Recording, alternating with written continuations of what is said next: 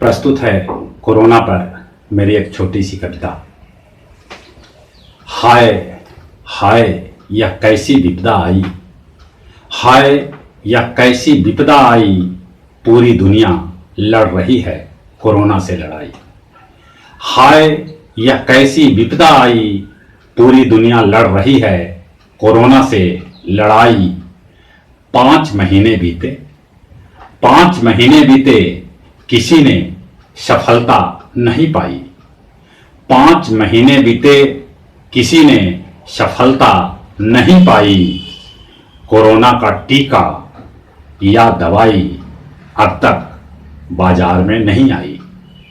Corona का टीका या दवाई अब तक बाजार में नहीं आई।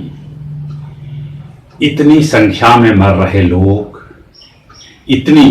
इतनी संख्या में मर रहे लोग कि कब्रिस्तानों में जगह पड़ रही कम।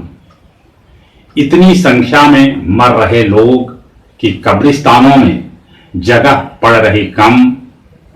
कोरोना से डरें, लापरवाह नहीं बने हम। इतनी संख्या में मर रहे हैं लोग कि कब्रिस्तानों में जगह पड़ रही कम।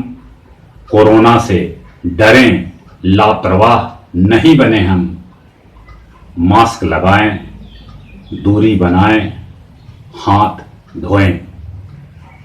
मास्क लगाएं, दूरी बनाएं, हाथ धोएं, पास ना आएगा कोरोना।